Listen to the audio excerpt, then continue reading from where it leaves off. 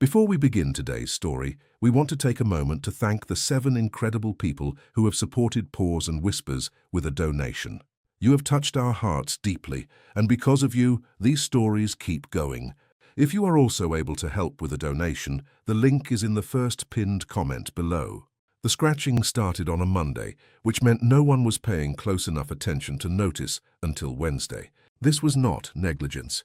Willow Ridge Haven ran on attention, calculated, distributed, professionally maintained attention, and the staff of 14 who moved through its halls between the hours of 6 in the morning and 10 at night were, each of them, paying attention to something. Mireia Korth, on the 6 to 3 shift, was attending to Mrs. Beaumont's blood pressure, Mr. Calloway's refusal to eat anything that was not first-course temperature, and the inspection binder that sat on the corner of her desk like a guest who had overstayed their welcome and knew it. The inspection was in 11 days. The binder was 3 tabs short of complete. The scratching, in the context of all this, did not immediately rise. It was Corvin Hale who finally said something.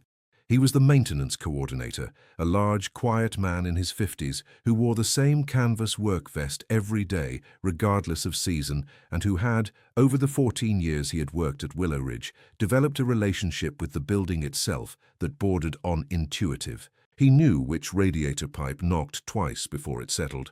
He knew that the front door's hydraulic arm always slowed in December and needed to be manually set or it would catch on its frame. He knew the building's sounds, the way you know a voice you have lived with for years, not by conscious memorization, but by the way wrongness registers before you can name it. On Wednesday morning, he stopped outside the main salon on his way to the linen closet and stood in the hallway. He listened. Then he pushed open the salon door.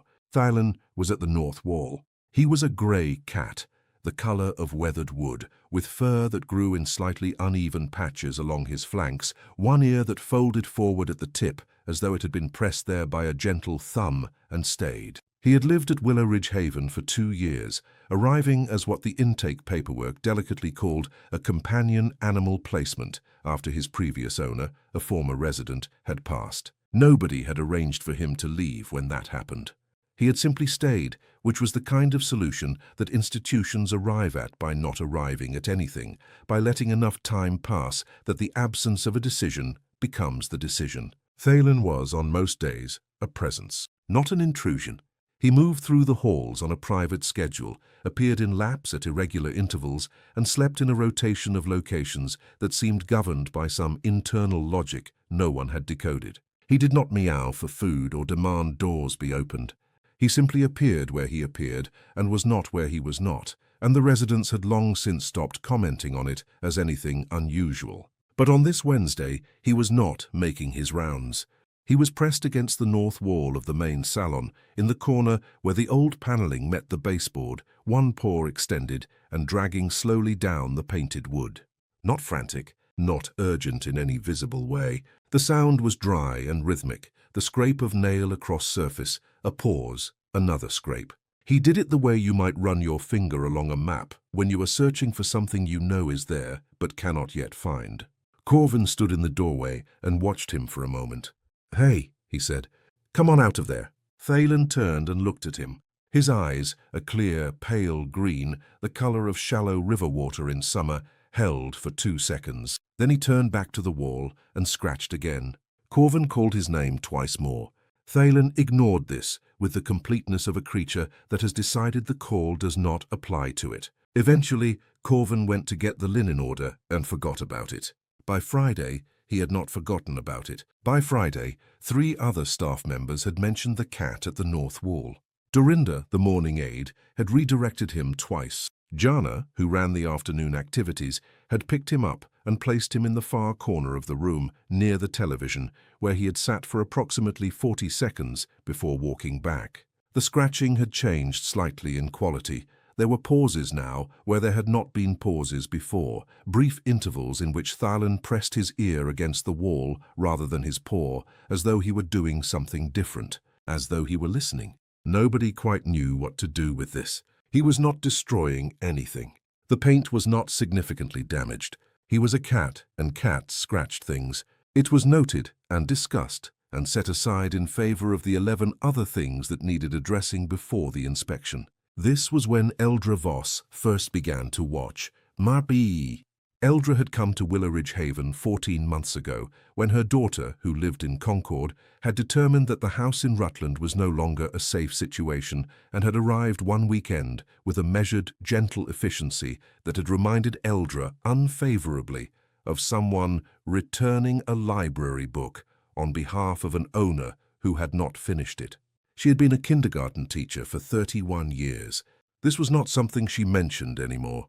There had been a period in the early months at Willowridge when she had mentioned it, when she had found ways to insert it into conversations as a way of establishing that she was a person with a history, a person who had done something in the world, but she had stopped. The history did not seem to travel well.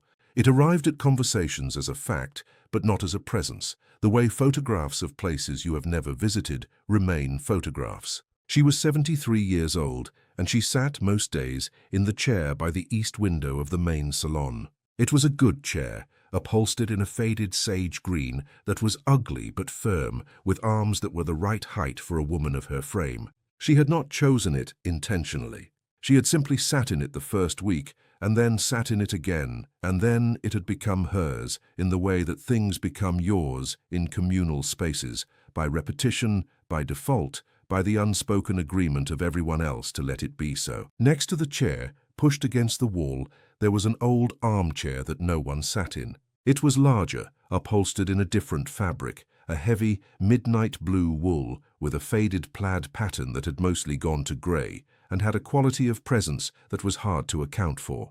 It sat slightly apart from the other furniture, as though it had been placed there for a specific person who had not yet arrived or who had recently left. A hand-knitted blanket in faded blue wool was folded over its back. Someone had made it once with care.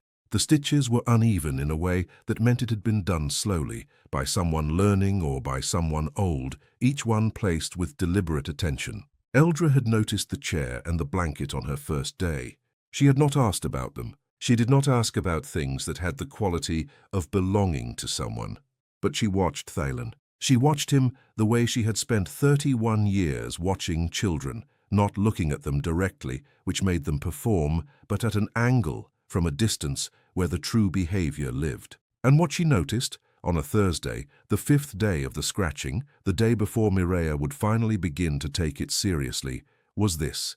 Every time Phalen moved away from the north wall, whether redirected or simply pausing on his own, his path curved. Not toward the door, not toward the food station in the corner, not toward any of the residents who might offer a warm lap. His path curved, always, toward the old armchair with the blue blanket. He would sit beside it for a moment, just beside it. Not on it, he never climbed onto it. He would sit on the floor by its front left leg and be still for a few seconds, in the particular stillness that was different from his resting stillness, that had a quality of attention rather than ease. Then he would rise and go back to the wall. The wall, the chair, the wall, the chair. Eldra watched this for 3 days before she understood that she was watching something with a shape. Pessoa stai. Mireia Korth was 38 years old and had been a licensed practical nurse for 11 years, the last 4 of which had been at Willowridge Haven. Before that, she had worked at a pediatric clinic in Burlington, which she had left for reasons she described to colleagues as a better fit, and which were actually more complicated than that. The children's ward had been, in the specific way that the work you care most about can be.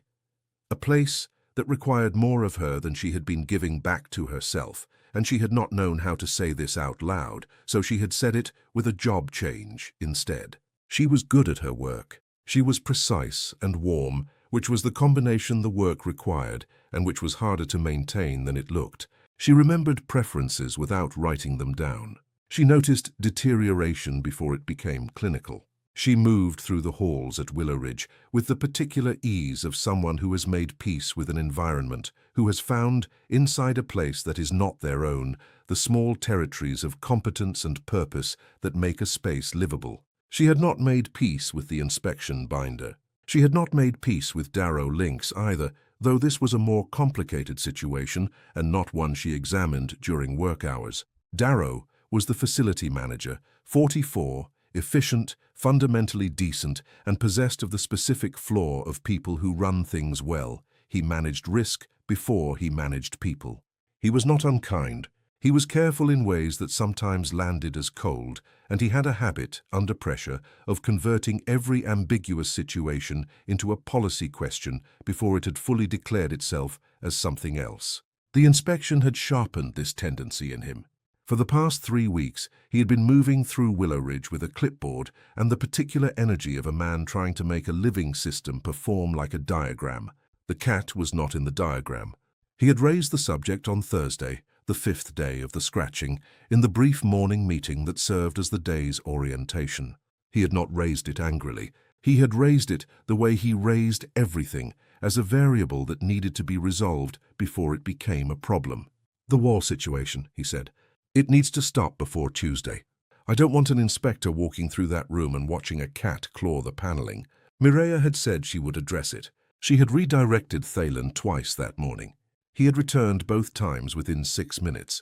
By the afternoon, she stopped redirecting him and stood in the doorway of the salon for a while instead, watching. She watched the way Eldra was watching, which she noticed only because she was watching Eldra too, and Eldra was watching the cat with an intensity that was unusual for a woman who had spent 14 months not being particularly interested in anything.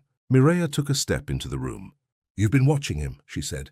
Eldra turned her head. For a moment, she looked as though she might redirect the conversation. It was a look Mireia knew, the reflexive deflection of a person who has spent a long time not being asked about their interior weather. Then Eldra said, "He always goes back to that chair." Mireia looked at the chair with the blue blanket. She had walked past it every day for 4 years. She had never asked about it. "Do you know whose it was?" she asked. Eldra shook her head slightly, but there was something in the shake that wasn't entirely negative. Something that suggested she had a theory she hadn't finished forming. Mireia looked at Phalen, who was back at the wall. She looked at the chair. She thought about the paneling, the inspection, Darrow's clipboard. Then she went back to her desk and opened the binder to tab 7 and tried to remember what she had been doing before all of this. The week passed in the compressed way that weeks pass when something is quietly accumulating. Phalen's behavior intensified by small degrees. The scratching, which had begun as a deliberate searching gesture, became shorter between pauses. Mireia noticed on Monday that he was holding his paw off the ground for a second or two after each session, shaking it slightly before setting it down. On Tuesday, she caught him licking his paw with the specific focused attention that animals give to pain rather than grooming. She checked the paw.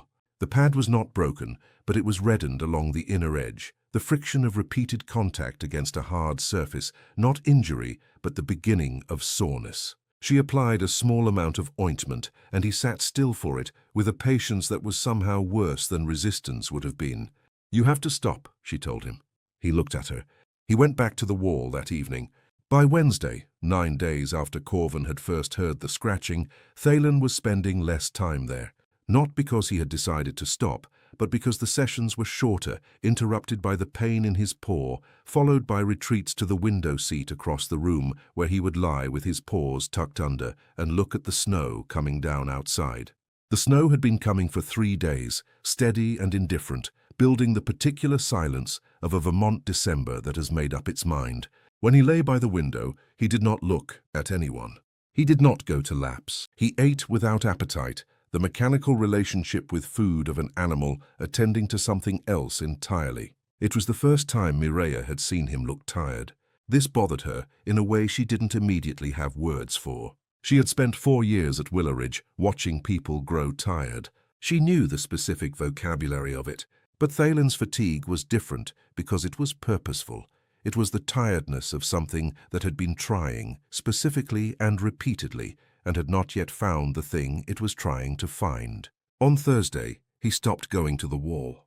He lay by the window most of the day, and when Mireia came to check on him in the afternoon, he was watching the snow with an expression that she could not have described clinically, but recognized. She had seen it on patients. The specific expression of someone who has been waiting for something and has run out of the energy to keep showing it. She sat down on the window seat beside him, which was unusual. She sat beside patients, not beside animals, or at least she had not before now. She put her hand on his back. He was warm. His breathing was fine. He was, medically, a healthy cat who had been scratching a wall too hard for too long and had worked himself sore. He was also, she thought, doing something she did not understand. And she had spent 11 years in rooms with people doing things she did not understand, and she had learned that not understanding something was not a reason to dismiss it. It was a reason to look more carefully. She looked more carefully. She looked at the chair with the blue blanket. She looked at the wall. She looked at the distance between them, the way the chair sat exactly at the angle that faced the north wall, the way the scratching spot was at roughly the height of a baseboard, low, the height of something searching beneath, not above. She got up, slowly, and walked to the north wall. She put her knuckles against the paneling just above the baseboard, where the paint was marked with fine parallel lines, and knocked. The sound came back hollow. Not completely hollow, but different from the knock on the wall beside it, which gave back a flat, solid sound. This was the sound of a space behind the surface, small perhaps, but there. She knocked again, moving 6 inches left. Solid. 6 inches right. Solid. Back to the middle. Hollow. She stood there for a moment, with her knuckles resting against the paneling. Then she turned around and looked at Phalen. He was watching her from the window seat. His pale green eyes were fixed on her with the particular attention he had not given to anyone in 3 days. He held very still. She said, quietly, as though she were talking to herself, "What did you find?" Before we continue, I want to take a moment to talk to you. YouTube has decided that our channel does not meet their requirements to be supported by their platform. We believe this is a mistake and we are fighting it. But right now, your support means more to us than ever. If our videos have ever touched your heart, consider making a small donation. Even $1 helps us keep going. Just being here, watching and caring, already means the world to us. The donation link is pinned in the comments below. Thank you. She went to Corvin first. This was not because she had decided to act. She told herself she was gathering information, which was different, but because Corvin was the person who understood what a hollow wall meant and what it would take to investigate it, and because Corvin was also the person in the building least likely to turn a question into a problem before it needed to be one. She found him in the utility room, replacing the filter on the hot water heater, and she told him what she had found, the specific location, the hollow sound, the difference from the surrounding panels. He put down the filter housing and looked at her. "Old part of the building," he said. It was not a question. "The salon dates to the original structure," she said. 1940s. He nodded slowly. "Space between the original interior wall and the paneling they put up later," he said. We see it sometimes in these old places. The paneling goes in, everything's sealed up. Whatever's behind it stays behind it. How hard would it be to look?" He was quiet for a moment, not reluctant, calculating. "The rod piece at the baseboard is screwed in. If I remove it carefully, I can get a look at the gap without damaging the paneling itself. Maybe 20 minutes. Could you do it without it being obvious?" From 2 feet away, yes. She did not say, "We should ask Darrow first." She thought it. And then she thought about the inspection binder and Darrow's face when he had said the words, "wall situation." And she thought about Phalen lying by the window, not going to the wall anymore, not going to anyone, looking at the snow. "Could you do it Friday evening?" she said, after the 7 o'clock round, when Darrow is in the administrative building. Corvin looked at her for a long moment. "Sure," he said. "Friday afternoon, the 2nd week of December." The snow had stopped by noon, and the afternoon light came through the salon windows with the particular quality of Vermont winter light after snowfall, flat and white and somehow interior, as though the sky and the ground had agreed to share the same color, and the world between them had been briefly suspended in cotton. The kind of light that makes indoor spaces feel warmer by contrast, that gives the old furniture and the faded upholstery a softness they don't have in other seasons. Eldra was in her chair. She had been in her chair, Mireia noticed, longer than usual. She had turned it, very slightly, so that it faced more directly toward the north wall. She was not pretending not to watch the wall anymore. She was simply watching it. Mireia brought her afternoon tea. Chamomile, which she had noted months ago, was Eldra's preference, though Eldra had never requested it explicitly, and sat in the chair beside her. Not the blue blanket chair, a regular chair brought over from near the window. They sat for a moment, without talking, which was not uncomfortable. One of the things Mireia had learned in 11 years was that the quality of silence with a person told you something important about them. Eldra's silences were inhabited. They were the silences of a woman who was thinking specific thoughts rather than drifting. "Tell me about the chair," Mireia said. Eldra held her teacup with both hands. She was quiet for a moment. "I didn't know her name," she said. "Not until recently, but I used to see her here, sitting in that chair, before I moved to the East Hall." Mireia waited. "She would have been in her 80s, Eldra said. "Very thin, white hair, and she always sat in exactly the same way, forward, toward the edge of the cushion, with her hands folded in her lap. And he would be in her lap." She paused. Phalen. "He was always in her lap when she was in that chair." The salon was quiet. Somewhere down the hall, the afternoon aide was moving a cart with a wheel that needed oil and hadn't received it yet. "She stopped coming to the salon one day," Eldra said, "and then the chair just stayed." Mireia looked at the blue blanket draped over the back of it.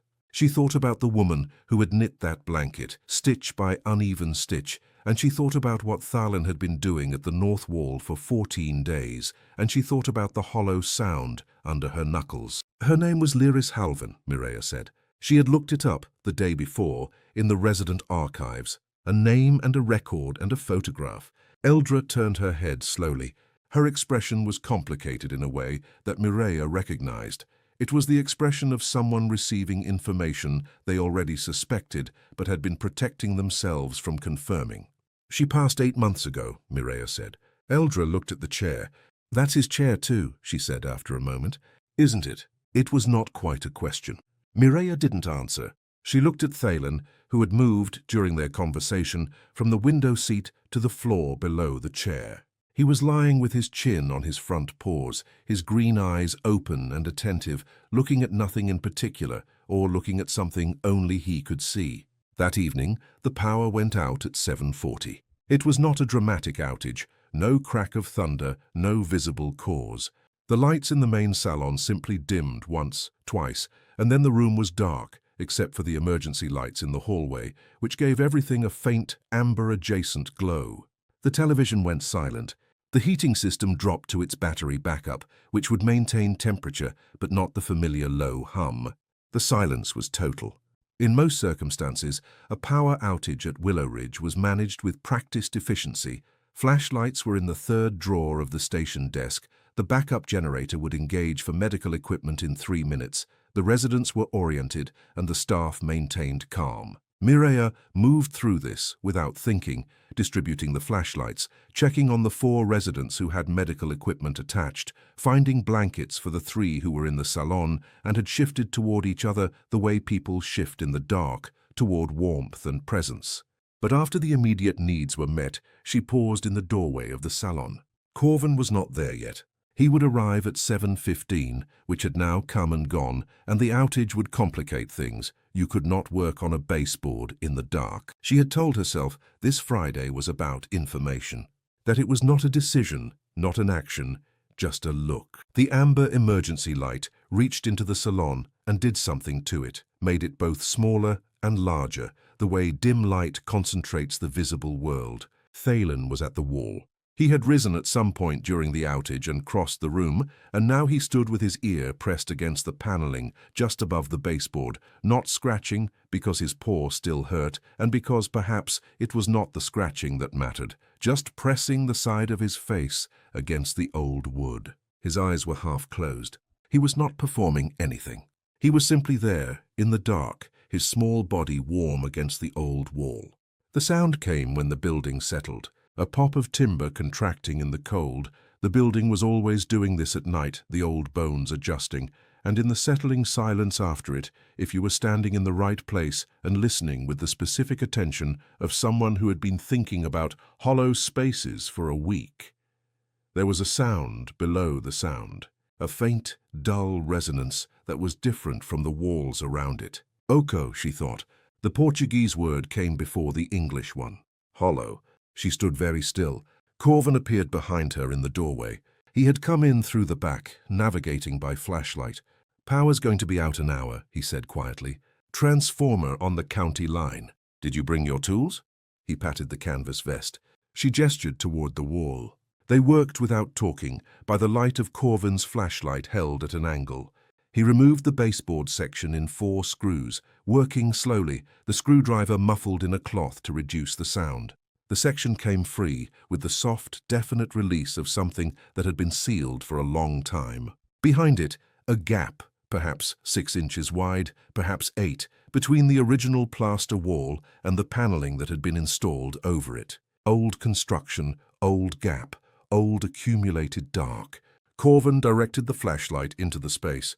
There was a small wooden box. It sat on the subfloor between the 2 walls, against the original plaster, as though it had been placed there deliberately and had been waiting with the patience of something that had nowhere else to be. It was perhaps the size of a shoebox, but shallower, made of pale wood with a small brass latch, and it was wrapped in fabric, a piece of heavy cotton, the kind of domestic cotton that comes from an old tablecloth or a pillowcase, gone soft with age. Mireia was on her knees on the salon floor.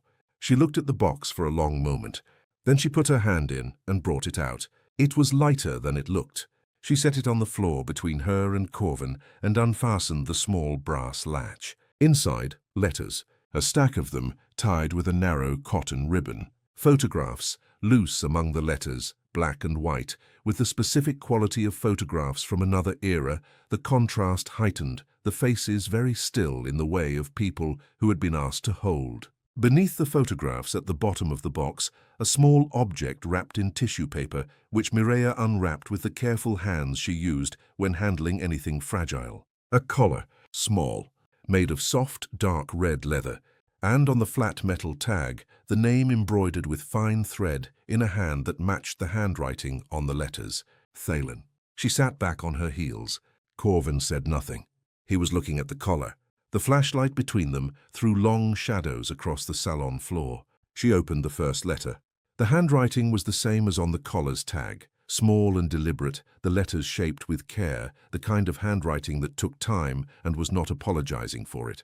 The letter was not dated, but the paper had a yellowing at the edges that suggested years, not months. It was not addressed to anyone in particular. It read less like correspondence and more like a record, the kind of thing you write when you need to write it down, not to send it, but to make it real. She read it by flashlight in the dark salon while the heating system hummed softly on its backup power. The letter described Phalen. Not his appearance or his age. Those were assumed by the writer, who knew them entirely. It described his behaviors. The way he would sit beside patients who had stopped responding to others. The way he would go, without direction, to the room where someone was having a bad night. The way he always knew, somehow, when someone was arriving at the edge of something, grief, withdrawal, the particular interior darkness that can look from the outside like stillness, and would place himself quietly at the edge of it, not fixing, not performing, just making sure the person was not alone in it. The writer was not explaining these things to persuade anyone. She was recording them the way you record something you want to survive your own memory of it. The second letter described specific people. The names were abbreviated, just initials or first names, but the descriptions were precise. One was about a man in room 12 who had refused to speak for a month after his wife's death, and who had, one morning, looked down at the cat in his lap and said his wife's name out loud for the first time. One was about a woman who had been afraid of being moved to the memory care ward and who had, in the weeks of Phalen's visits, begun to engage enough that the move was postponed and then quietly removed from the discussion. One was about a woman named E.V., who sat by the east window and did not speak much, but who, the letter said, watched the world very carefully and would, the writer believed, understand things that others in the room did not. Mireia looked up. Across the dark room, Eldra Voss was standing in the doorway of the salon. She had come out of her room during the outage, she said later, because the dark and the quiet had felt like something rather than nothing, and she had wanted to be in the room with the large windows. But she was standing in the doorway now, wrapped in her own cardigan, looking at Mireia on the floor with the box in her lap and the letters spread beside her. Her eyes went to the collar in Mireya's hand, and then to Phalen, who had been sitting beside the open baseboard during all of this, very still, watching. "Evie," Mireya said softly. Eldra Voss stepped into the room. She moved across the salon the way she moved when she had decided to do something, not quickly, because her joints did not cooperate with quickly anymore, but without hesitation, which was different. She sat on the low footstool that lived beside the blue armchair and looked at the box in Mireya's lap. "May I?" she said. Mireya handed her the letter, the one with the initials. The emergency light from the hallway reached just far enough into the room that Eldra could read by it if she held the paper at the right angle. She read slowly. Mireya watched her face, which was difficult to read in the dim light, but not impossible. There was a quality to it that Mireya had learned to recognize in 11 years, the expression of someone receiving a piece of information that changes the arrangement of other information they have already been carrying. Eldra finished the letter. She lowered it to her knee. "She knew I was watching," she said. "It was not quite wonder. It was something more settled than wonder. All that time." "She saw something in you," Mireya said. Eldra was quiet. She looked at Phalen, who had moved in the last few minutes from his position beside the baseboard to the floor in front of the blue armchair. He was sitting with his tail curled around his paws, looking at Eldra with the steady, patient attention that had characterized everything he did. "She left him the chair," Eldra said.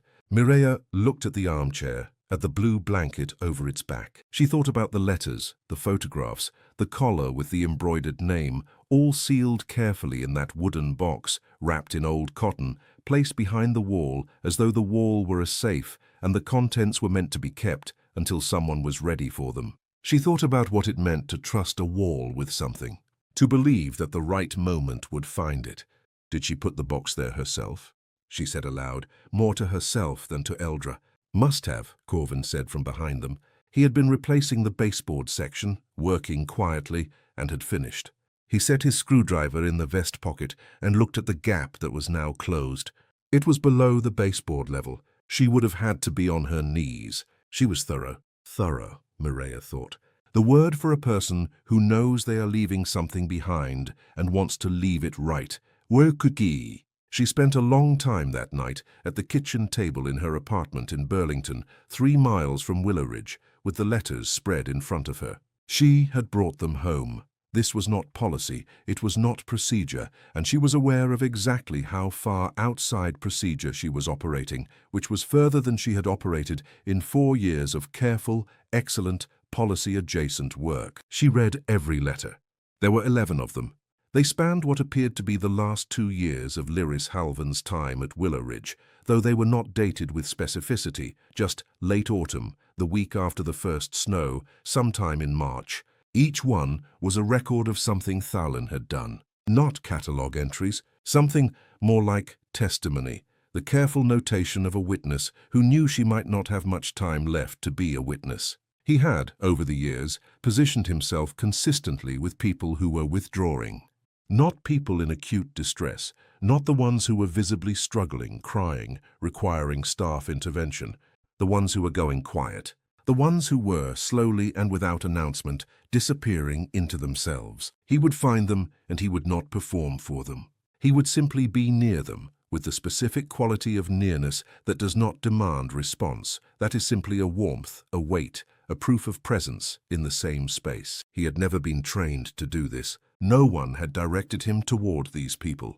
He had simply, over 2 years, developed a pattern of being where the need was, in the way that some animals do, not through anything that could be explained, but through the quality of attention that certain creatures carry, the ability to read the room not socially, but spatially, to sense the shift in the air where someone has been too still for too long. One letter described the day he had found Eldra.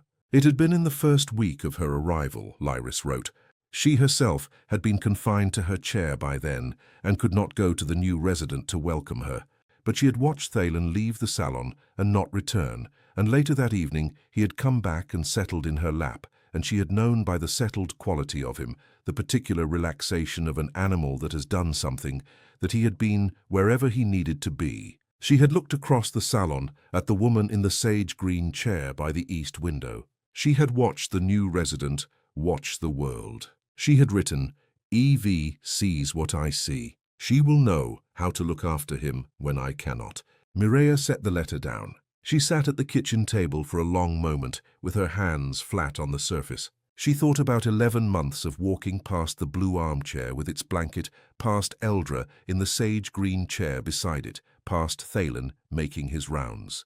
She thought about the inspection binder on her desk. She thought about Darrow's face when he said the words "wall situation" and "behavior" and "if this continues." She thought about the word "continues." She thought about what it cost in a person to stop. She had been careful for 4 years at Willow Ridge, careful in the way she had learned was necessary after Burlington, after the pediatric ward that had required everything and given her no way to replenish what it took.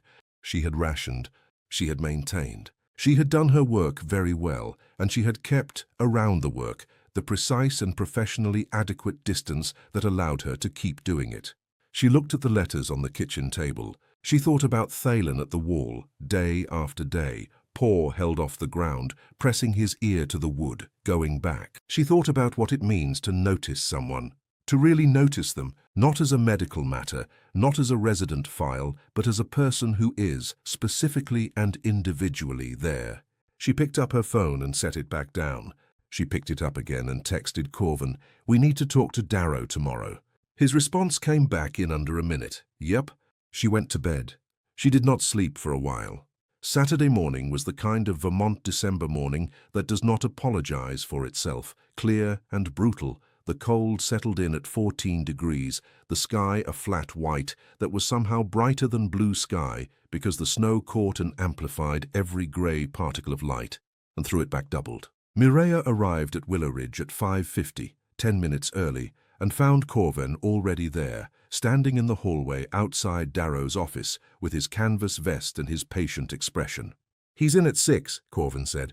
"I know," Mireia said. They did not discuss what they were going to say. This was partly because they had not agreed on an approach, and partly because some conversations are better entered without a script. Darrow arrived at 6:03, saw them in the hallway, and stopped. He was not a man given to visible surprise, but there was a moment, brief, 1 second, before his expression settled into the composed readiness he used for unexpected things. "All right," he said. He unlocked his office. "Come in."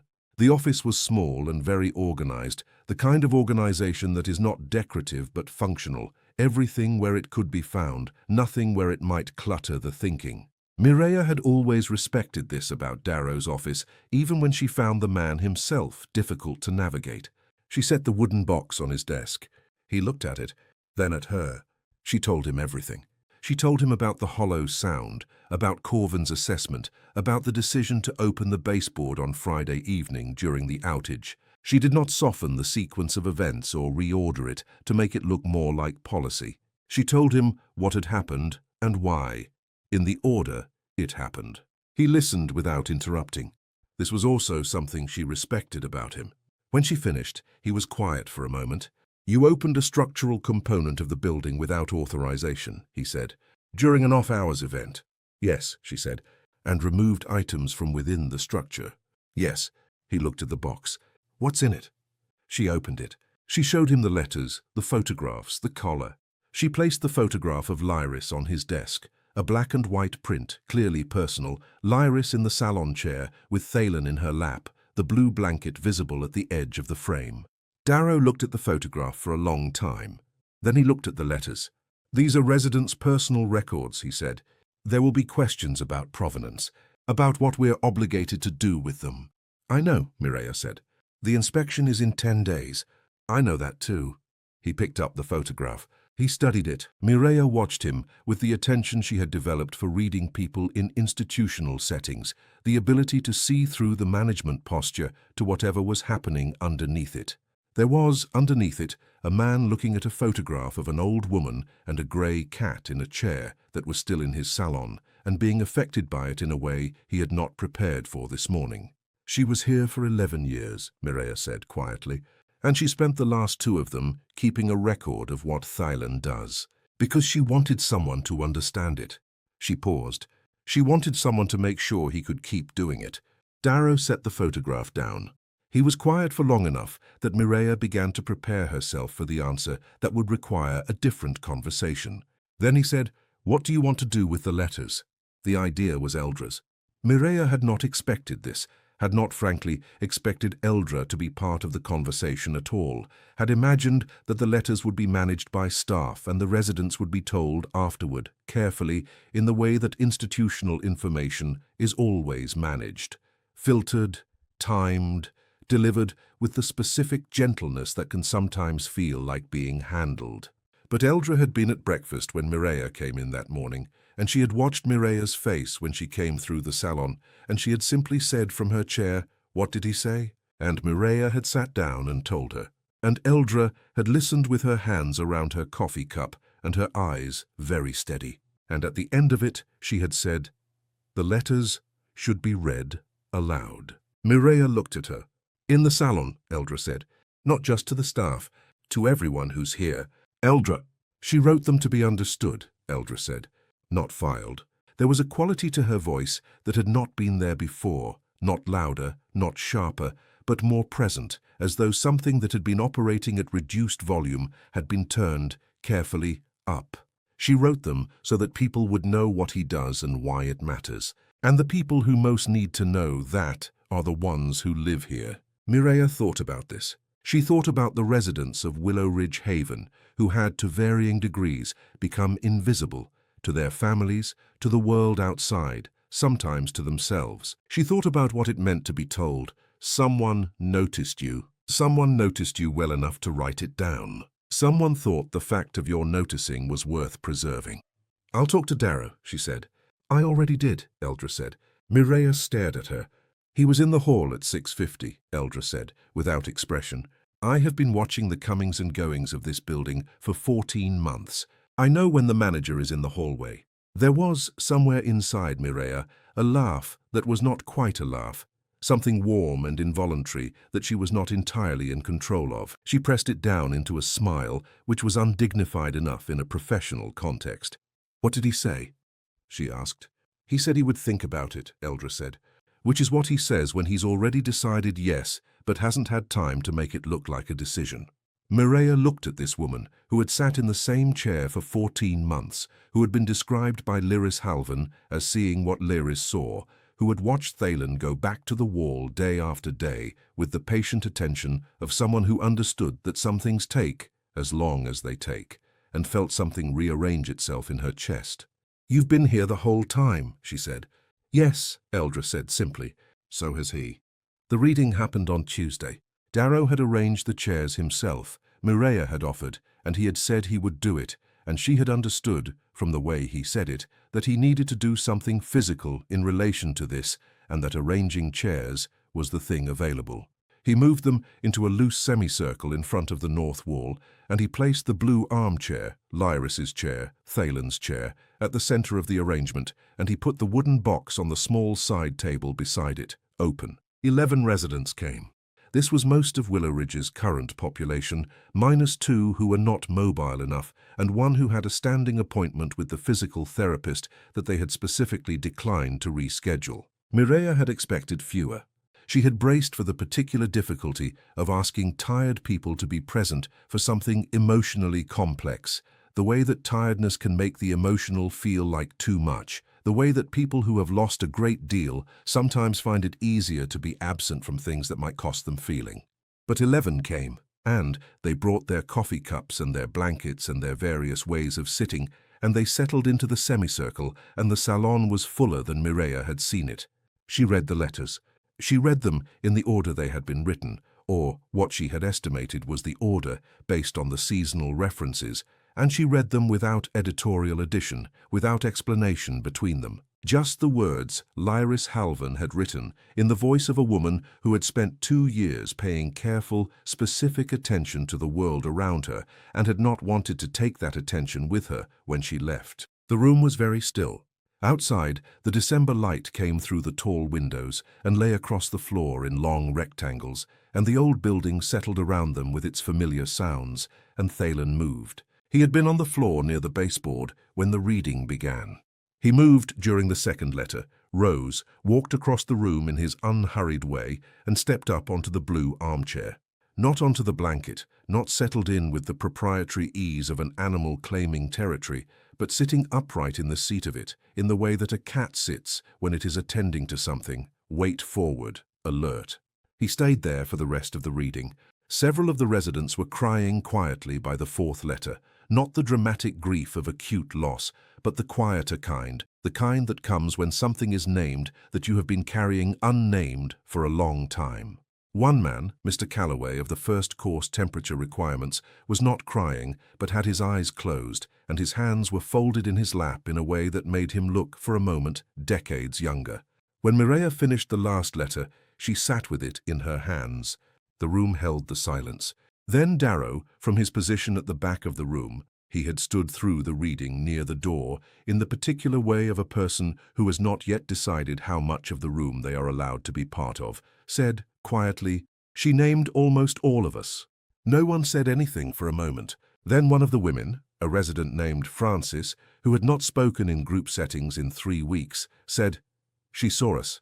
The words were simple enough that they could have been inadequate.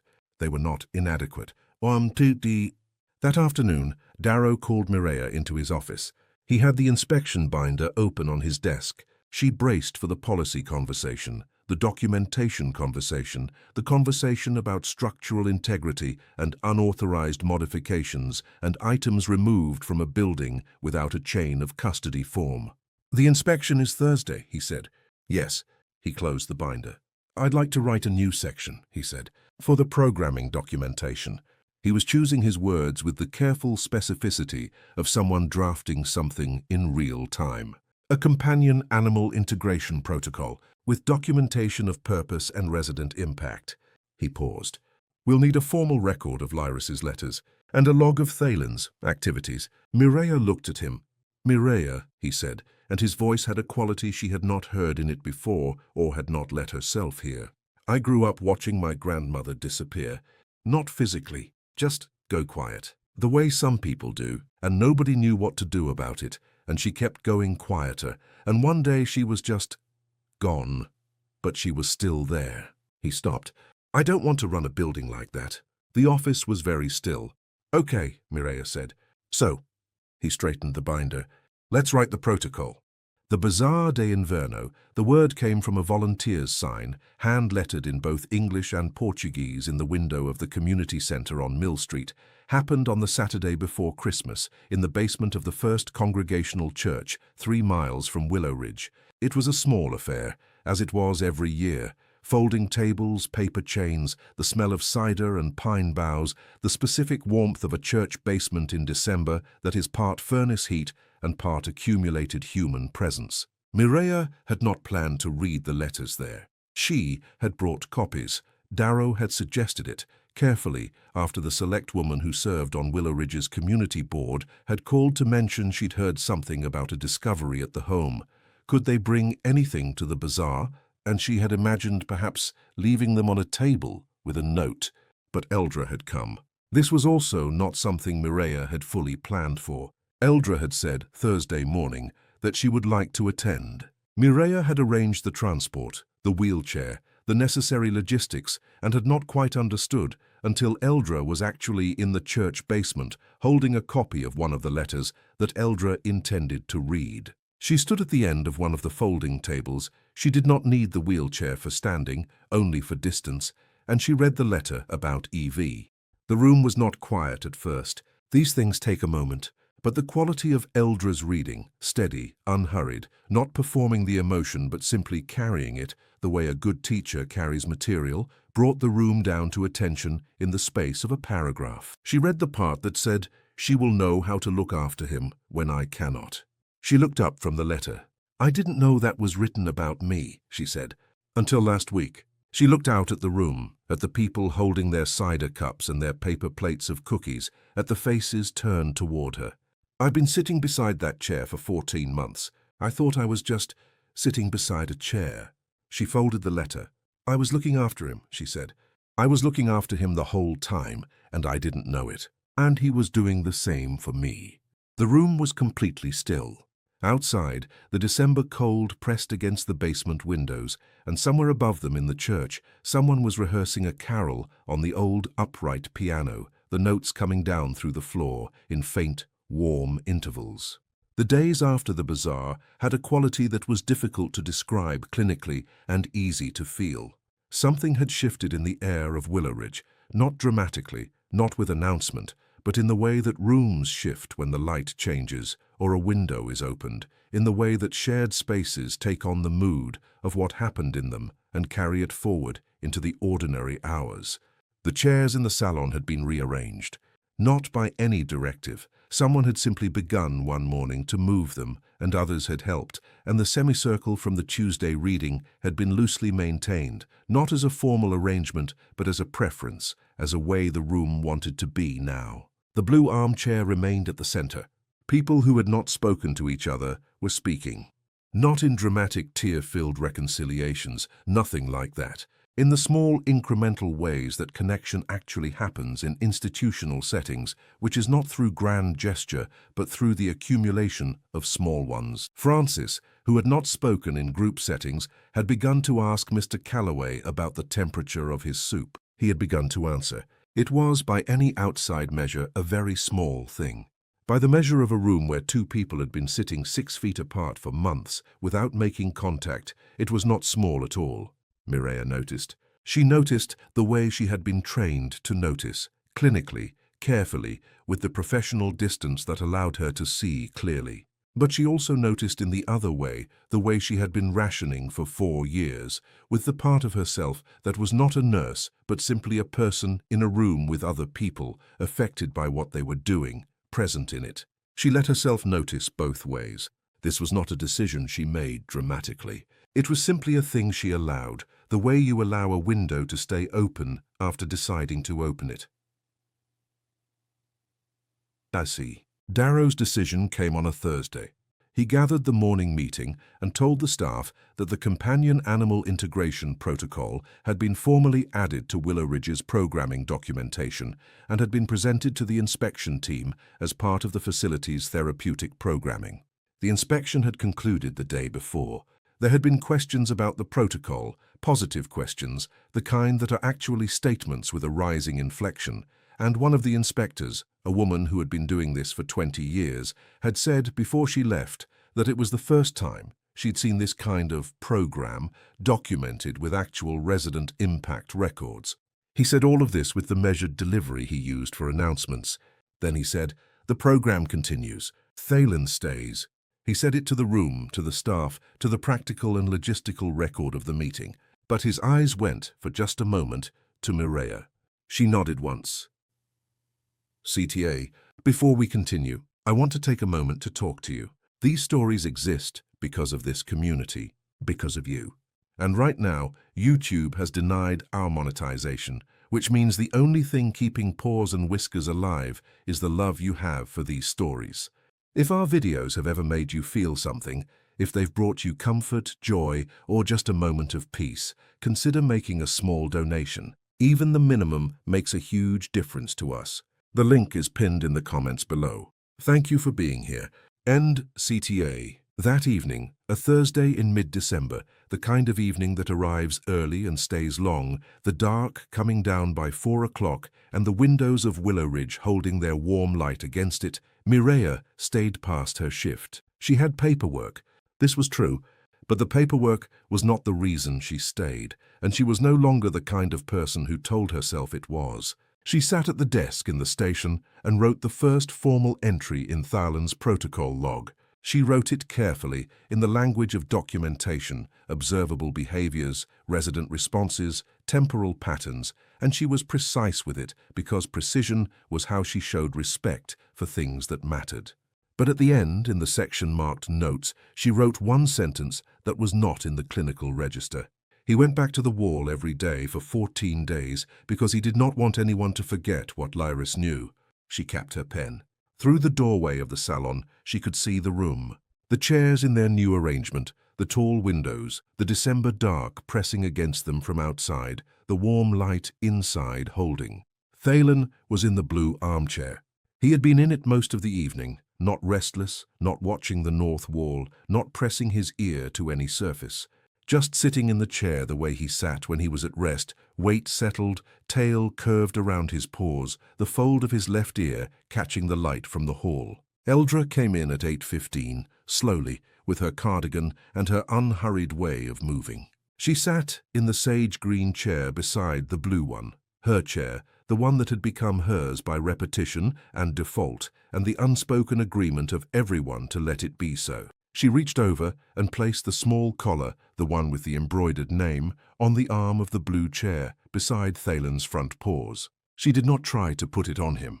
She simply set it there, within his reach, in the way you place something beside a person when you want them to know you are thinking of them. He looked at it. He looked at it for a long moment, his pale green eyes steady, with the quality of recognition that is not surprise because it is something you have already been carrying and are now simply being shown in the light. Then he lowered his chin to his front paws. He did not look at the north wall. He did not need to. The collar was there beside him, and the chair was his, and Eldra was in her chair beside it, and the room held them both in its warm and ordinary light. Outside, the snow had begun again. It came down in the way of Vermont December snow, soft, steady, without urgency, and it covered the dark ground and the bare trees and the long, low roof of Willowridge Haven, and the windows held their light against all of it, and inside, the building settled into the night with the quiet sounds it always made. The pipe knock, the floor creak, the small, reliable music of an old place that has been lived in for a long time and intends to go on being lived in. Phalen closed his eyes.